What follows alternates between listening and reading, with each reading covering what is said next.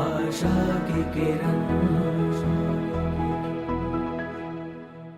મૂળી મંદિરનું કામ ચાલતું હતું અને પથરાઓ જ્યારે પૂરા થવા આવ્યા ત્યારે નિર્દોષાનંદ સ્વામીએ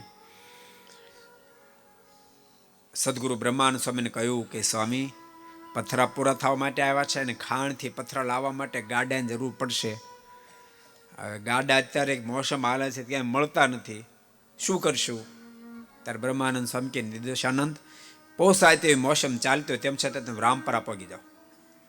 રામપરાના ભક્તો ગાડા આપશે ને આપશે. અને રામપરા નિર્દોષાનંદ સ્વામી આવ્યા અને વાત કરી કે અત્યારે પથરા ખલાસ થવા આવ્યા છે અને ખાણે પથરા લાવવાના છે, માટે ગાડાની જરૂર છે.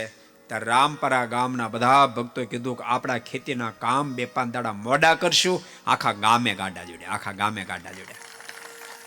આખા ગામના લોકોએ ગાડા જોડી પથરા લઈ મૂળી મંદિરે પહોંચાડ્યા.